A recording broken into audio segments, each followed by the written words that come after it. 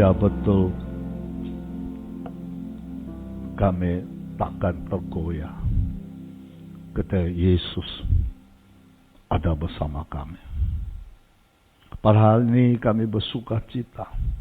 Tuhan izinkan kami semua bisa hadir di hadirat-Mu, bisa menikmati kuasa-Mu, bisa menikmati pujian-pujian yang membuat kami semangat. Terima kasih Tuhan. Sebentar lagi kami juga bisa mendengar sabda-Mu yang menguatkan penghiburan bagi kami setiap orang yang setia kepada-Mu.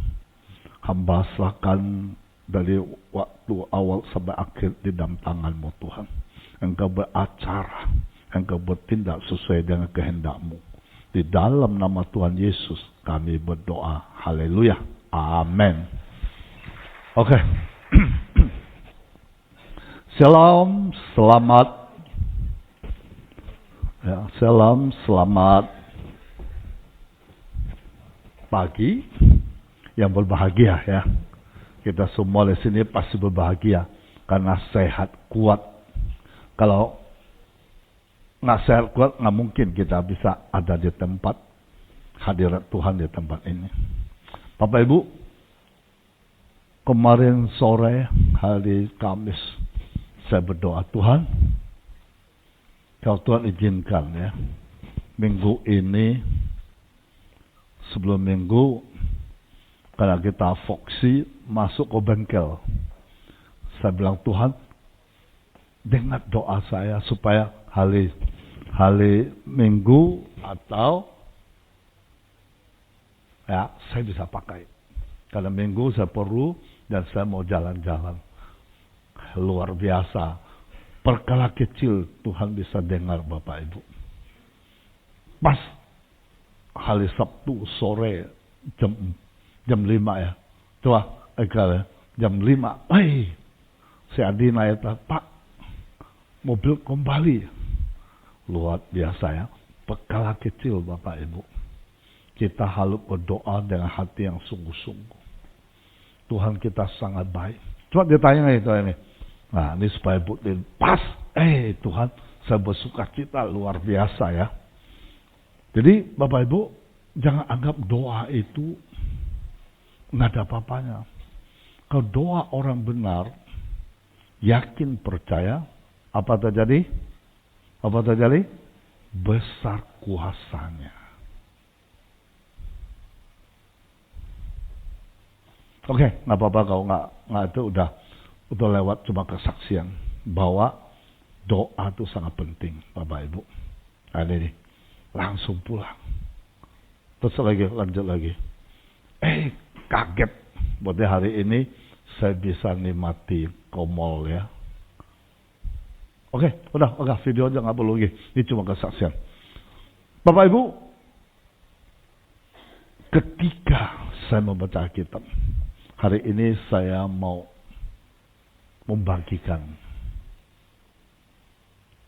kesaksian pengalaman yang saya alami ketika saya membaca kitab Roma. Di terjemahan itu The Passion Translation. Itu terjemahan bahasa Indonesia Bapak Ibu. Kitab Roma terjemahan The Passion tidak seperti terjemahan lainnya Bapak Ibu. Terjemahan ini lebih menjelaskan makna tersirat dari tiap ayat untuk menggambarkan betapa mudahnya menerima hidup yang bebas dari kuasa dosa. Hidup dalam damai dengan Allah. Dan juga menggambarkan betapa Tuhan menginginkan semua orang mengerti cintanya yang diberikan dengan cuma-cuma. Seperti kita lihat Roma pasal 5 1a aja ya. Kita baca 5a saja. Sebab itu kita dibenarkan karena apa? Iman Bapak Ibu. Kita dibenarkan karena iman. Bukan kekuatan kita, kemampuan kita. Karena iman kita Bapak Ibu. Iman kita dalam Yesus mentransfer kebenaran Allah kepada kita, dan sekarang Tuhan menyatakan kita tidak bercacat di matanya. Luar biasa. Tuhan mengatakan apa? Tidak bercacat di matanya. Selain itu, kata-kata digunakan dalam terjemahan ini sangat mudah dimengerti. Karena itu keterhubungan antara ayat dan pasal sangat jelas. Sehingga ketika saya membaca kitab ini, saya tidak merasakan seperti membaca banyak cerita-cerita yang terpotong. Tetapi seperti membaca satu cerita yang utuh mengenai rencana besar Tuhan untuk manusia yang sudah digenapi. Saya sangat terberkati melalui kitab Roma, terjemahan The Passion ini.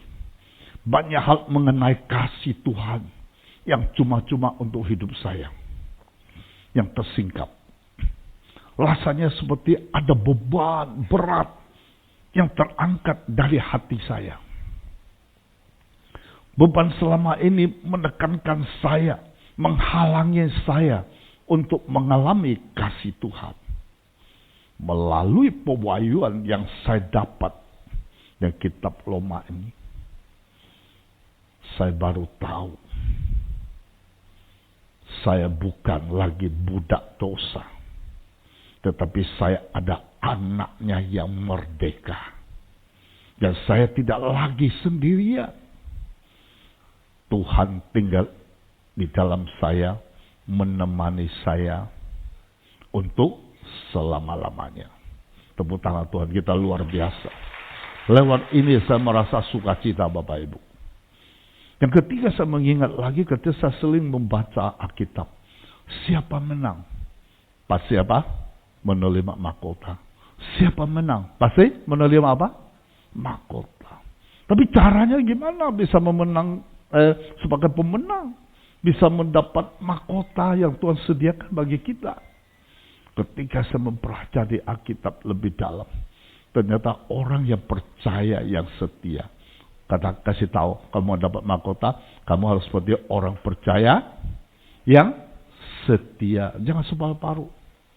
Ternyata orang yang percaya setia mendapat mahkota. Kalau orang yang percaya setia pasti tetap tekun imannya, mentaati perintah-perintah Tuhan. Bahkan ketika menghadapi kesukaran dan pencobaan. Itu pertama. Ya, sebagai pemenang mendapat mahkota, orang yang percaya yang setia. Itu syarat pertama. Syarat kedua, mereka bertahan dalam pencobaan. Kita bisa lihat Yakobus pasal 1 ayat 12. Ya, kita baca ya. Yakobus 1 ayat 12. Berbahagia orang bertahan dalam pencobaan, sebab apabila ia sudah tahan uji, ia akan menerima mahkota kehidupan dijanjikan Allah kepada barang siapa mengasihi dia. Bebas kamu orang apa, tetap kalau kamu mengasihi dapat. Berarti mereka bertahan dalam pencobaan. Ada masalah persoalan datang, kita diam, bertahan di hadapan Tuhan. Ketiga, orang bisa pemenang, dia bisa menambah mahkota. Mereka setia sampai mati. Kita setia sama Tuhan sampai mati. Jangan separuh-paruh Bapak Ibu. Mengasihi Tuhan itu segenap hati, segenap jiwa, segenap akal budi. Bahkan kekuatan kita. Baru kita bisa mendapat mahkota tersebut. Kita lihat Wahyu pasal 2 ayat 10. Yang mendapat mahkota itu syaratnya apa? Wahyu 2 ayat 10. Jangan takut terhadap apa yang halus engkau derita. Kalau kita derita saja, jangan takut Bapak Ibu, berbahagia.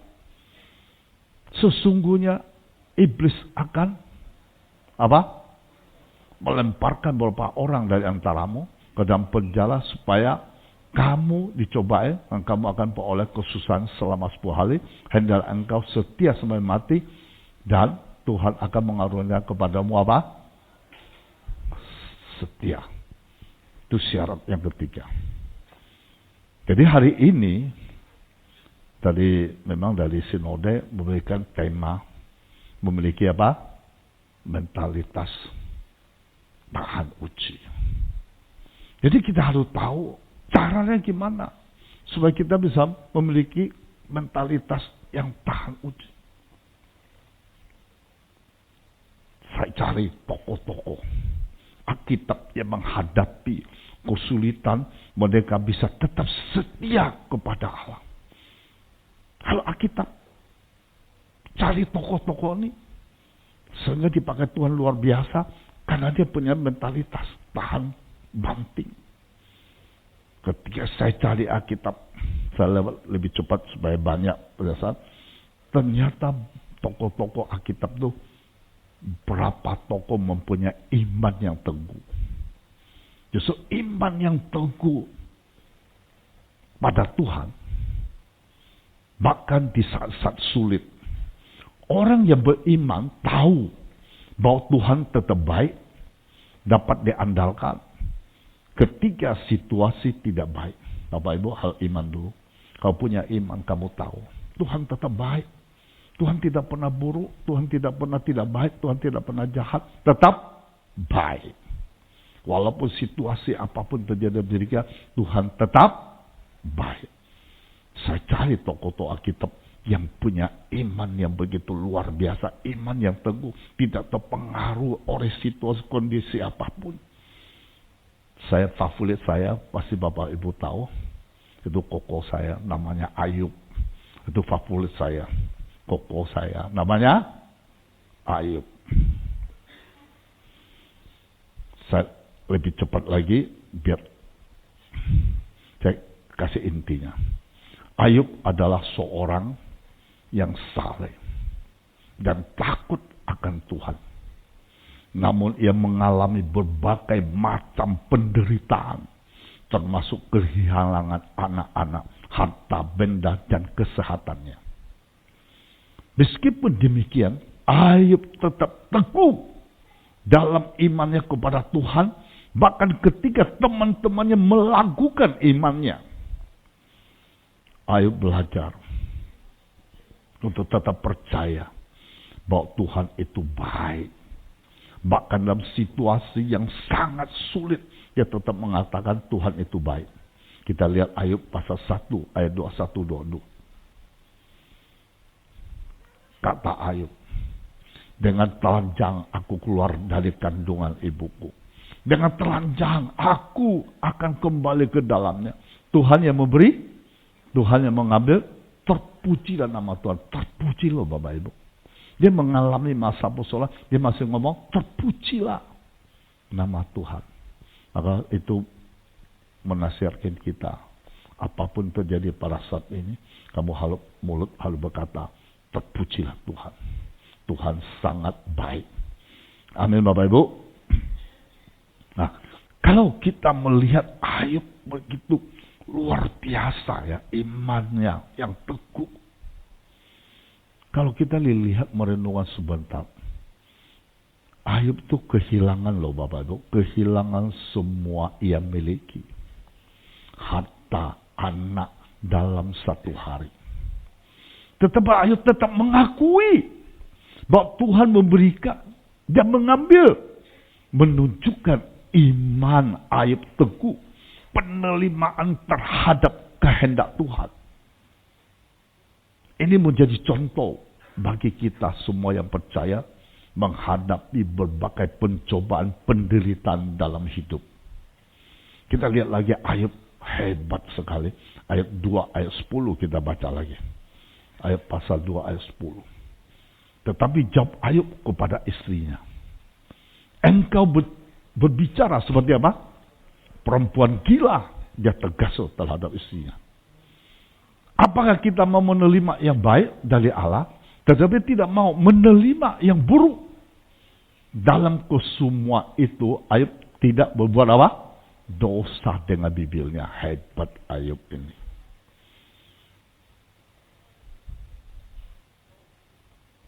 Meskipun istrinya menyuruh Ayub untuk mengutuk Tuhan, tapi Ayub menolak, Bapak Ibu. Nah, ayat ini menegaskan Ayub tetap percaya bahwa Tuhan baik yang berhak menerima pujian. Bahkan dalam situasi yang sangat sulit, Ayub tetap mengatakan Tuhan baik. Jadi kita baca kedua ayat ini menegaskan Ayub tetap percaya bahwa Tuhan baik, berhak menerima pujian. Menunjukkan Ayub meskipun diuji dengan sangat berat, tetap mempertahankan imannya kepada Tuhan, mengakui kebaikan Tuhan. Kalau iman kita tidak goyang, tetap setia pada Tuhan, siapa menang? Pasti apa menerima apa? Mahkota. Ayub, mahkota, berbicara mahkota itu banyak. Mahkota keselamatan, mahkota tata, kerajaan, mahkota juga berkat juga ada. Ya, ini Ayub mendapat mahkota berkat. Kayak Ayub mendapat balasan Tuhan yang luar biasa ketika dia tahan banting. Lewat masa persoalan, dia tetap bibirnya tidak mengutuk Tuhan. Maka Tuhan sediakan mahkota berkat buat Ayub. Apa yang Ayub dapat? Kalau kita mau baca supaya dapat apa yang Ayub dapat lebih jelas, lebih utuh, pasal 42 ayat 10 dan 17. Tapi jangan baca. Baca di rumah, catat aja. Itu kamu lihat apa yang dapat. Nanti saya ada perincian singkat. Itu pasal 42 ayat 10 sampai 17. Nah, dalam ayat-ayat ini Bapak Ibu diceritakan setelah Ayub berdoa untuk teman-temannya, Allah memulihkan keadaan Ayub dan memberikan berkat berlimpah, bahkan 2 kali lipat apa yang dimiliki sebelumnya. Nah, saya akan perincian dapat mahkota berkat dari Tuhan. Pertama, Tuhan memulihkan keadaan sakit penyakit Ayub. Setelah Ayub berdoa untuk teman-temannya, Allah memulihkan sakitnya, sembuh total. Kedua, Allah memberikan berkat berlimpah ganda. Allah memberikan Ayub 2 kali lipat banyak dari segala dimilikinya sebelumnya. Dulu Ayub cuma 7.000 ekor kambing domba, sekarang menjadi 14.000. Dulu Ayub memiliki 3.000 unta, sekarang 6.000. Dulu Ayub memiliki 500 pasang lembu, sekarang 1.000 pasang lembu. Dulu Ayub memiliki keledai betina cuma 500 ekor, sekarang 1.000 ekor. Dan Tuhan juga memberkati keluarga Ayub. Tuhan kembalikan anaknya 10, 7 laki, 3 wanita cantik-cantik. 10 diambil ke surga, pulang ke kampung. Di bumi ada 10, Ayub dari 20. Semua berkandil lipat. Kalau orang setia Bapak Ibu, tahan uji, Tuhan sediakan upah-upah besar. Maka mulai hari ini Bapak Ibu, belajar dengan tokoh-tokoh besar ini. Jangan suka bersungut-sungut. Jangan suka mengatakan Tuhan itu jauh. Jangan mengatakan Tuhan kenapa, di mana engkau. Tuhan selalu ada. Kalau kita sungguh-sungguh, seperti mobil aja, doa begitu aja Tuhan. Pas waktunya Sabtu, Minggu bisa pakai. Itu perkara kecil. Tuhan masih dengar apa perkara besar. Tapi harus punya iman yang teguh Bapak Ibu. Tepuk tangan buat Tuhan kita luar biasa. Kedua saya, sering favorit juga koko saya kedua namanya Yusuf. Joksit. Kita tahu ceritanya Yusuf dijual sebagai budak oleh saudara-saudaranya loh Bapak Ibu. Bukan orang lain loh, saudaranya kandung jual dia. Lalu difitnah dan dipenjara. meskipun mengalami ketidakadilan dan penderitaan. Nah ini kita lihat, Yusuf tidak pernah kehilangan harapannya pada Tuhan. Luar biasa. Dia mengalami begitu sulit, tekanan hidup, penderitaan, tapi tidak pernah kehilangan harapan kepada siapa? Tuhan. Maka kita belajar tokoh. Masalah boleh datang, persoalan datang. Jangan hilang harapan kita. Tetap pada Tuhan yang luar biasa, yang dahsyat. Yusuf tetap percaya bahwa Tuhan memiliki rencana yang lebih besar dari hidupnya. Dan pada akhirnya kita lihat Yusuf diangkat menjadi penguasa kedua di Mesir dan menyelamatkan keluarganya dari kelaparan. Hebat. Dapat mahkota, menolong. Kita lihat ketika dia iman yang teguh, ketika tidak pernah keluar mulutnya mengutuk Tuhan, bersungut-sungut, Tuhan memberkati dia luar biasa. Dapat bonus Tuhan. Kita lihat Kejadian 39 ayat 2. Tetapi Tuhan apa? Menyertai Yusuf. Sehingga ia menjadi seorang yang selalu berhasil dalam apa? Pekerjaannya loh. Dia kerja apa berhasil. Bapak Ibu, kalau kita menggencangkan hati Tuhan, apapun kamu berbuat akan berhasil. Jadi berbuat semua untuk Tuhan, Bapak Ibu. Jangan takut, jangan bimbang. Maka tinggallah ia di rumah tuannya, orang Mesir itu. Tuhan menyertai Yusuf sehingga Yusuf menjadi seorang selalu berhasil dalam pekerjaannya.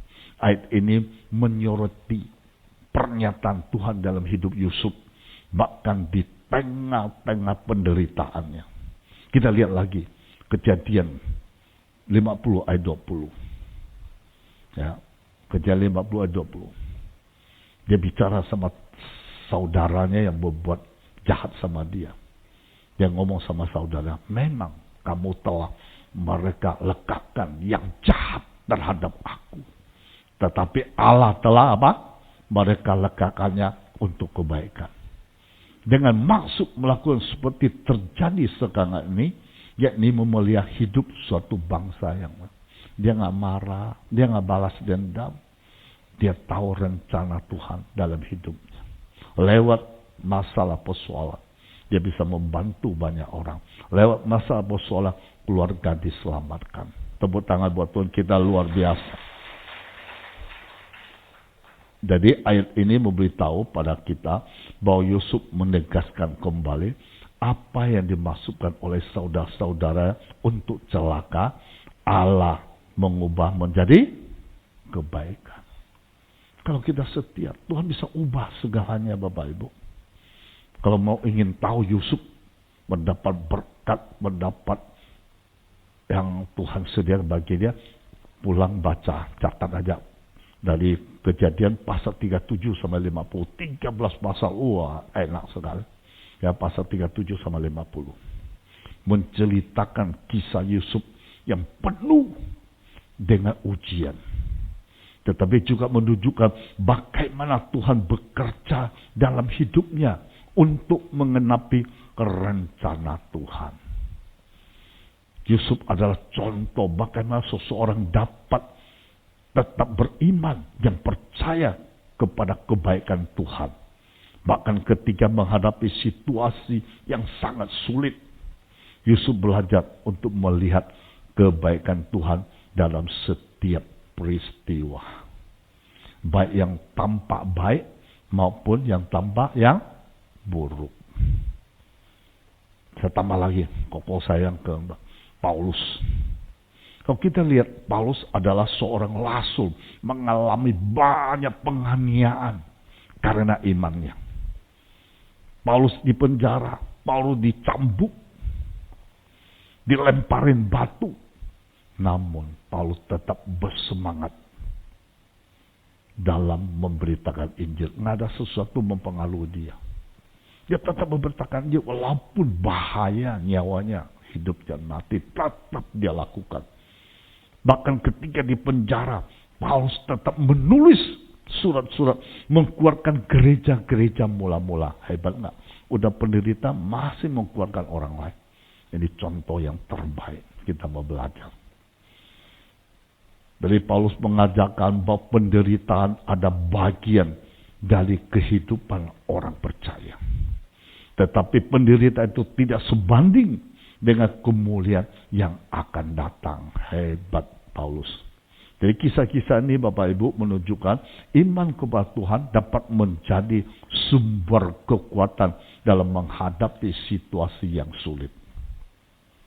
Meskipun tantangan mungkin berat, tetap percaya bahwa Tuhan itu baik, memiliki rencana indah untuk hidup kita. Tepuk tangan buat Tuhan kita luar biasa.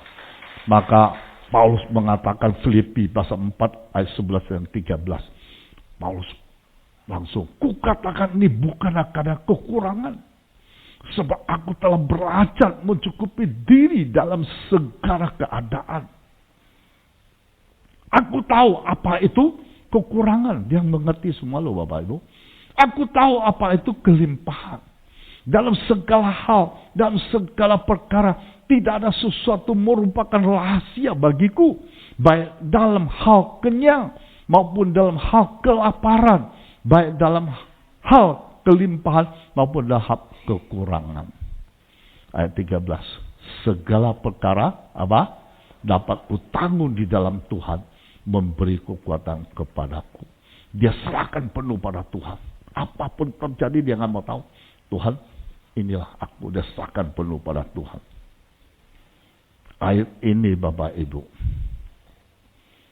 menunjukkan bagaimana Paulus tetap bersyukur, memandang Tuhan baik di tengah-tengah penderitaan. Meskipun Paulus mengalami berbagai penderitaan yang berat, ia tidak pernah meragukan kebaikan dan kesetiaan Tuhan. Hebat sekali. Bapak Ibu mengalami apapun. Seperti Paulus tidak pernah meragukan kebaikan Tuhan dan kesetiaan Tuhan. Paulus bahkan menjadikan sebagai motivasi untuk terus maju menyelesaikan tugas pelayanannya. Lewat iman demikian, bonus Tuhan berikan kepada Paulus. Tuhan tidak hanya berjanji, Tuhan juga membimbing Paulus melalui penglihatan dan firman. Luar biasa Bapak Ibu. Contohnya suatu penglihatan. Tuhan memberi Paulus perintah untuk tetap memberitakan firman. Jangan diam, Tuhan bilang. Kita lihat kisah para rasul pasal 18 ayat 9 dan 10. Pada suatu malam berfirman Tuhan kepada Paulus di dalam suatu penglihatan. Jangan takut, Tuhan bilang kepada Paulus, jangan takut. Terus memberitakan firman, jangan diam. Jangan takut, jangan diam. Masa persoalan datang, Tuhan bilang kita jangan apa? Jangan takut dan jangan apa? Diam, maju terus. Hebat sekali. Terus ayat 10. Tuhan bilang apa? Aku Tuhanmu loh. Aku menyertai Paulus dan tidak ada seorang pun yang akan apa? Menjamah. Luar biasa. Dan apa? Menganiaya engkau. Sebab banyak umatku di kota itu. Kalau Tuhan pakai, kamu jangan takut. Perlindungan Tuhan luar biasa. Siapapun tidak bisa menggeser engkau. Siapapun tidak bisa menjabah. Karena Tuhan perisaimu. Amin Bapak Ibu. Tepuk tangan buat Tuhan kita luar biasa. Nah, ini menunjukkan berkat Tuhan bagi Paulus. Bukan hanya berupa keberhasilan Bapak Ibu. Tetapi juga bimbingan. Kekuatan dalam pelayanan. Maka Paulus sangat kuat pelayanannya luar biasa. Yang kedua, supaya kita bisa memiliki mentalitas tahan banting, halus, berani bangkit dari kegagalan. Kasih tahu temannya, kamu pernah gagal, bangkit dari kegagalan. Itu pasti dipulihkan keadaan kita. Jangan menyerah pada kegagalan, tetapi belajar dari kegagalan itu, kamu bangkit kembali. Kita ingat, pemenang sejati bukanlah mereka tidak pernah gagal, tetapi mereka tidak pernah berhenti mencoba. Mereka tidak pernah berhenti mencoba. Banyak kalau di dunia ini ya, cuma hari ini saya nggak kasih ilustrasi, banyak gagal bangkit lagi karena waktu.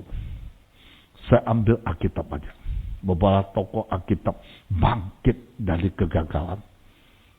Walaupun dia pernah berhasil, walaupun dipakai Tuhan luar biasa, dia tetap bisa jatuh loh Bapak Ibu. Tapi bangkit kembali. Saya ambil Raja Daud. Meskipun Daud ada seorang yang diurapi Tuhan, memiliki banyak kemenangan. Daud juga mengalami kegagalan besar dalam dosa percabulan dan pembunuhan. Akhirnya Daud bertobat, kembali pada Tuhan, kemudian memulihkannya. Kita harus cepat bangkit kembali Tuhan, posisi Tuhan. Sesuai perintah-perintah Tuhan, kamu pasti dipulihkan. Kedua, Nabi Elia. Siapa tidak tahu Nabi Elia? Dia juga mengalami kemenangan besar atas nabi-nabi Baal. Elia merasa tertekan, takut terhadap ancaman Isabel. Nabi Elia melarikan diri dari putus asa. Tetapi Tuhan menjumpai Elia di padang gurun dan memulihkannya. Dia mau kembali. Bangkit kembali. Ayo bangkit kembali. Pertama dia mau mati di sana. Ketika Tuhan jumpa, dia mau dengar Tuhan. Dia kembali. Nah Bapak Ibu, tokoh-tokoh ini menunjukkan kegagalan adalah bagian dari kehidupan. Tetapi dengan iman kepada Tuhan, seseorang dapat bangkit mengalami pemulihan. Kalau dia bangkit, pasti mengalami pemulihan. Ketiga, bisa memiliki mentalitas tahan uji, hal bergantung pada Tuhan. Jangan bergantung kekuatan sendiri. Kalau kamu berkekuatan sendiri atau hal duniawi, kamu tidak bisa tahan uji. Jadi kita harus sepenuhnya bergantung pada Tuhan. Saya kasih contoh-contoh yang mempunyai bergantung pada Tuhan sepenuhnya. Hebat dia. Abraham. Kita lihat Abraham. Abraham itu orang kaya loh Bapak Ibu. Ketika Tuhan panggil dia ke negeri yang tidak tahu tempatnya, dia tetap bergantung pada Tuhan. Tuhan suruh dia jalan. Dia nggak mau tanya benar. Atau di sana ada apa, dia nggak mau tahu. Nah, itu bergantung sepenuhnya pada Tuhan. Ya, dia ikutin apa yang Tuhan mau. Ya, maka semua terjadi apapun dia nggak mau tahu, dia percaya Tuhan terbaik, Tuhan sanggup melakukan segala-galanya. Maka kita kan tahu Abraham dikenal sebagai bapak orang beriman. Abraham menunjukkan iman yang luar biasa dengan mentaati perintah Tuhan, meninggalkan negerinya, pergi ke tempat belum diketahui. Hebat loh Bapak Ibu. Dia bukan miskin loh, dia orang kaya. Abraham juga menunjukkan iman yang kuat ketika Tuhan memintanya mengorbankan anaknya yang satu-satunya namanya Isa. Tunggu 25 tahun, baru dapat satu, Tuhan suruh korban. Tetap mau, itu iman. Bergantung penuh pada Tuhan. Apa Tuhan katakan, dia ikut. Itu hebat. Maka dia menjadi kaya raya pada zaman dia. Kedua Musa, kita lihat Musa. Musa diutus Tuhan memimpin bangsa Israel keluar dari perbudakan Mesir. Meskipun merasa tidak mampu, memiliki kekurangan, Musa tetap taat, bergantung pada Tuhan dalam setiap langkahnya. Hanya dapat bonus. Tuhan memberikan Musa hikmat, kekuatan menghadapi berbagai tantangan. Maka Bapak Ibu jangan lihat diri kita, gantung pada Tuhan. Saya juga menjadi gembala kalau lihat diri saya nggak mampu. Saya bukan orang pintar, saya bukan bahasa kalimat saya yang mendalam, tapi saya taat. Saya ikutin. Tuhan mau orang berkualitas setia, bergantung penuh kepada Dia, baru Tuhan mau pakai. Kita contoh yang ke Daniel aja. Daniel sebagai seorang yang saleh, setia pada Tuhan. Bahkan ketika Daniel berada di lingkungan yang tidak mendukung, kita lihat Daniel tetap berdoa 3 kali sehari. Udah masalah, larangan belajar, dia tetap bergantung penuh pada Tuhan. Dia nggak mau lihat situasi apapun terjadi. Dia tetap setia pada Tuhan, meskipun ada larangan raja. Ketika dia melakukan bergantung penuh pada Tuhan, Tuhan beracara pada dia. Ketekunan imannya Daniel membuat Tuhan melindungi dia dari gua apa? Singa. Hebat Tuhan kita, tepuk tangan buat Tuhan kita. Bapak Ibu, mulai hari ini jangan takut. Kalau engkau setia, engkau taat, engkau bergantung penuh pada Tuhan, Tuhan tidak pernah meninggalkan kita. Amin Bapak Ibu. Tuhan selalu ada di depan kita, berjalan bersama dengan kita. Jadi kisah-kisah mereka memberikan pelajaran berharga tentang pentingnya bergantung pada Tuhan setiap aspek kehidupan, baik dalam situasi sukacita maupun kesedihan, keberhasilan maupun kegagalan. Oke, terakhir ini supaya kita mentalitas tahan banting, lalu bisa melihat masalah sebagai kesempatan. Kasih tahu kiri kanan. Lalu bisa melihat apa? Masalah. Jangan takut masalah. Masalah bisa menjadi apa? Kesempatan loh Bapak Ibu. Ayub masalah, kesempatan, kaya raya. Abraham melihat masalah sebagai kesempatan. Melihat masalah sebagai kesempatan akan bertumbuh, mengalami kuasa Tuhan dalam hidup kita. Tuhan dapat menggunakan dengan baik, Tuhan dapat menggunakan masalah untuk membawa kita ke tingkat yang lebih tinggi. Saya kasih lihat contoh-contoh tokoh Alkitab menunjukkan masalah dapat diubah menjadi kesempatan. Saya tambah lagi Yusuf. Kita tahu Yusuf. Satu tahun ada Yusuf dijual sebagai budak oleh saudara. Nama akhirnya menjadi apa? Penguasa kedua di Mesir. Menyelamatkan keluarga kelaparan. Masalah menjadi kesempatan. Daud juga dikejar-kejar oleh Raja Saul. Malah menggunakan waktu pelariannya untuk memperkuat hubungan dengan Tuhan. Mempersiapkan dia menjadi raja. Masalah menjadi raja. Masalah menjadi penguasa yang kedua negeri orang lain. Jangan takut masalah Bapak Ibu. Sakius, seorang pemungut cukai, dibenci karena pekerjaannya. Dia bertobat setelah bertemu Yesus, berbagi hartanya dengan orang miskin, mengubah citranya. Ini pakai Tuhan luar biasa Bapak Ibu. Ini kita harus belajar Bapak Ibu. Ketika Yesus datang ke kota, Sakius berusaha untuk melihat Yesus dan bertobat. perubahan hatinya, mengubah hidupnya. Dan Zakius memutuskan untuk berbagi hartanya dengan orang miskin. Menunjukkan bahwa masalah tidak hanya diselesaikan, tetapi juga diubah menjadi kesempatan untuk melakukan kebaikan Tuhan. Tepuk tangan buat Tuhan, kita hebat. Maka kita belajar tokoh-tokoh. Jangan lihat masalah langsung syok.